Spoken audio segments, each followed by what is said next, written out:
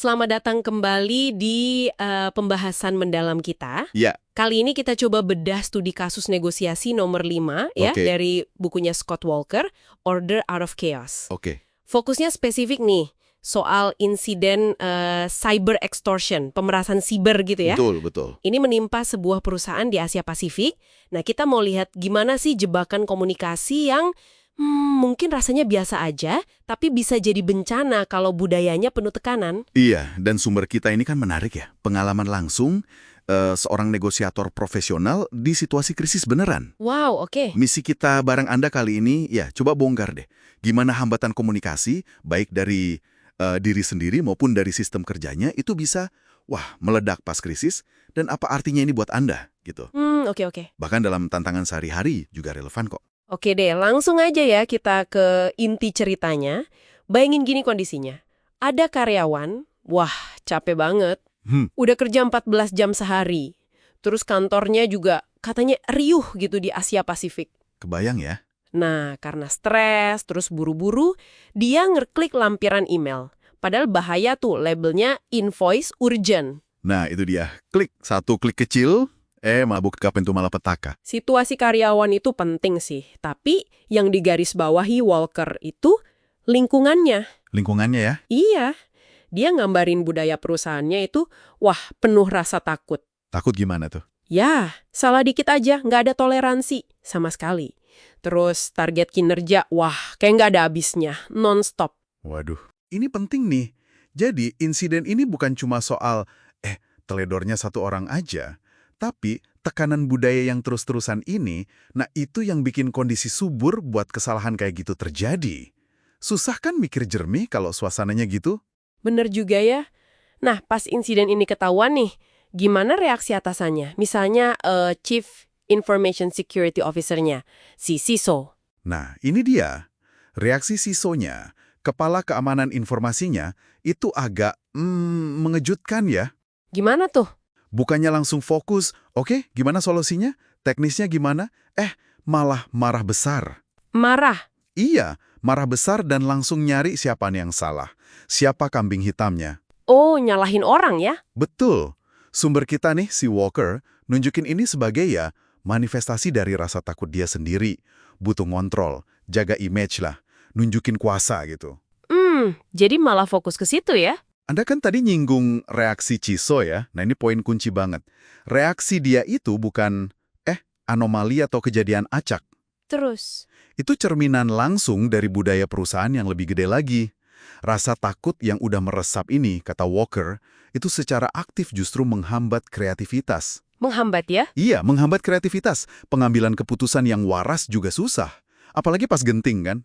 Nah disinilah kita lihat nih, hambatan pribadi, kayak ego, takut, butuh kontrol si CISO tadi, ketemu sama hambatan organisasional. Maksudnya? Yaitu budaya kerjanya toksik, prosedurnya malah nutup pintu buat komunikasi yang terbuka, atau buat belajar dari kesalahan.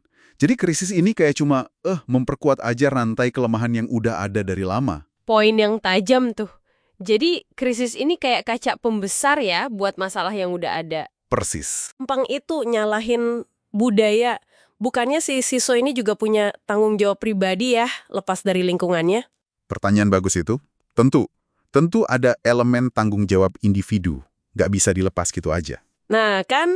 Tapi, argumen utamanya di sumber kita ini adalah gimana budaya yang penuh ketakutan itu secara sistematis mendorong dan memperkuat reaksi defensif kayak gitu. Mendorong ya? Iya. Mungkin ya, kalau lingkungannya beda, yang lebih dukung keterbukaan, mau belajar bareng, mungkin CISO yang sama bisa aja responsnya lebih konstruktif. Bisa jadi. Budaya itu kan ngebentuk pilihan respons mana yang dianggap wajar atau aman gitu buat orang di dalamnya. Oke, paham. Lalu gimana akhir ceritanya nih insiden ini? Berhasil keluar nggak mereka?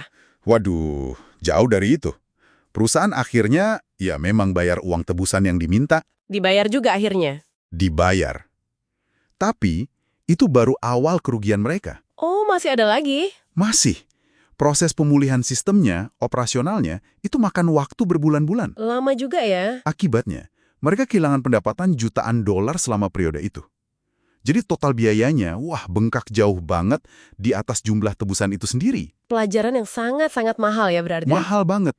Dan inti kesalahannya, kalau menurut analisis Walker nih, yaitu tadi, mereka abai total sama hambatan komunikasi yang sebenarnya udah kelihatan jelas jauh sebelum insiden ini. Udah ada tanda-tandanya ya? Udah ada. Coba bayangin skenario lain deh. Kalau aja budaya perusahaannya lebih transparan. Kalau ada ruang aman buat ngakuin, saya nggak yakin nih, atau saya salah. Kalau karyawan merasa diberdayakan buat ngomong, mungkin karyawan tadi berani nanya soal email aneh itu kan? Atau mungkin respons pas insidennya terjadi bisa lebih cepat, lebih koordinatif. Masuk akal. Nah, ini relevan buat Anda nih. Coba pikirin, gimana budaya di lingkungan Anda sendiri, kantor, komunitas, atau keluarga mungkin, itu ngaruh ke cara Anda dan orang lain ngerespons pas lagi stres atau di bawah tekanan. Iya juga ya.